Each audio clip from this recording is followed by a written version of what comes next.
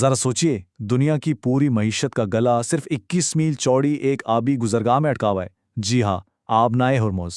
ये सिर्फ एक समंदरी रास्ता नहीं है, बल्कि एक ऐसा चोक पॉइंट है जहाँ जुग्राफिया, आलमी तिजारत और फौजी ताकत एक, आप कह सकते हैं, धमाका खेज शक्ल में आपस में टकराते हैं। आइए समझते हैं कि इसकी अहमियत आखिर है क्या। अब सवाल यह है कि भाई ये कैसे मुमकिन है। इसका जवाब सिर्फ तेल की बढ़ती कीमतों में नहीं है, बल्कि ये जोग्राफिया और फौजी हिकमत अमली की एक बहुत ही पेचीदा शतरंज की बिसात में छुपा हुआ है। तो चलें इसके मोहरों को एक एक करके समझते हैं। अच्छा, तो सबसे पहले ये समझना होगा कि आबनाए हॉर्मुज़ सिर्फ पानी का एक रास्ता नहीं है। इसे दुनिया की मईशत की शहरक समझे। हर रोज़ हमारी रोज़मर्रा की ज़िंदगी को चलाने वाली तवानाई का एक बहुत बहुत बड़ा हिस्सा इसी तंग रास्ते से होकर गुजरता है। ज़रा इस अदद पर गौर करें, 20%। दुनिया भर में जितना भी तेल इस्तेमाल होता है ना, उसका 5वां हिस्सा हर रोज़ इसी एक मकाम से गुजरता है। इसका मतलब सीधा सा ये है कि यहाँ पैदा होने वाली कोई भी रुकावट सिर्फ एक खबर नहीं बनेगी, बल्कि ये पूरी दुनिया की मईशतों में एक जल्जले का बाइस बन सकती है। तो आखिर इस जगह में ऐसा क्या खास है? भाई जवाब एक लफ्ज़ में है, जोग्राफिया। यहाँ कुदरत ने एक ऐसा स्ट्रैटेजिक फ़ायदा बना दिया है जिसका मुकाबला कभी कभी जदीद तरीन फौजी टेक्नोलॉजी भी नहीं कर पाती।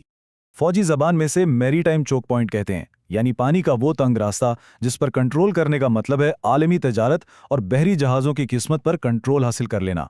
और यही वजह है कि ये जगह हमेशा से फौजी ताकत का मरकज़ रही हैं। अब यहाँ से असल खेल शुरू होता है।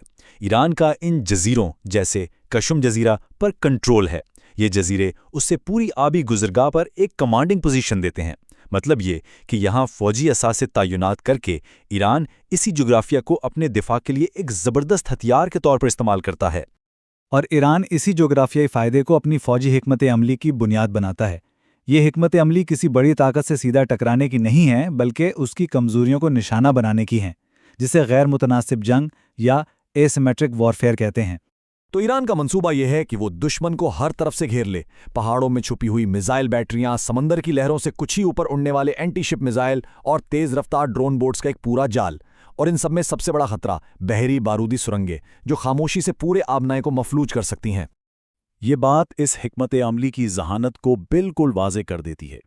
ईरान अपनी फौजी ताकत को खित्ते के कुदरती जोग्राफिया के साथ ऐसे मिला देता है कि एक ऐसा दिफाई निज़ाम बनता है जिसे तोड़ना इंतहाई मुश्किल हो जाता है।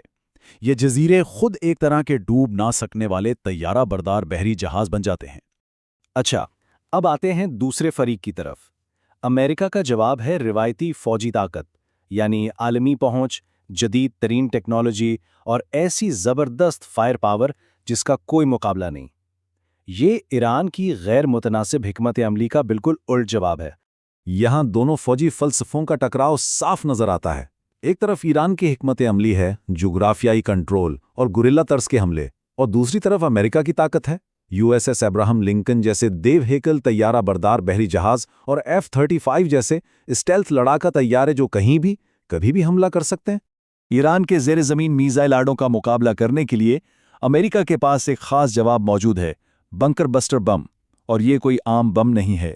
2200 किलोग्राम से ज़्यादा वज़नी ये हथियार ख़ासतौर पर कंक्रीट और चट्टानों की कई तहों को तोड़कर ज़ेर ज़मीन अहदाफ को तबाह करने के लिए बनाया गया है। तो मतलब साफ है, ये बम बराह रास्त ईरान की गैर मुतनासिब हिकमत अमली के दिल पर हमला करने के लिए है। यानी अगर ईरान अपने मिसाइलों को पहाड़ों के अंदर छुपाता है, तो अमेरिका एक ऐसा हथियार इस्तेमाल करेगा जो उन पहाड़ों को ही तोड़ सकता है। अच्छा, फौजी हिकमत अमलियों से ज़रा हटकर आइए इसके वसीतर असरात पर बात करते हैं। अगर खुदा न खास्ता आबनाए हुर्मुज़ में कोई तनाज़ा शुरू हो जाए तो उसकी माशी लहरें पूरी दुनिया में महसूस की जाएंगी और इसकी सबसे ज़्यादा कीमत कुछ ख़ास ममालिक को अदा करनी पड़ेगी। ये चार्ट एशिया की बड़ी माशी ताकतों की कमज़ोरी को जाहिर करता है। जापान को देखें, तकरीबन 80%, जनूबी कोरिया 70% और चीन तकरीबन 50%। इन ममालिक की फैक्ट्रियां और शहर हुर्मुज़ से आने वाले तेल पर चलते हैं। अगर ये सप्लाई लाइन कट जाए तो इनकी पूरी माशियत का पहिया जाम हो सकता है।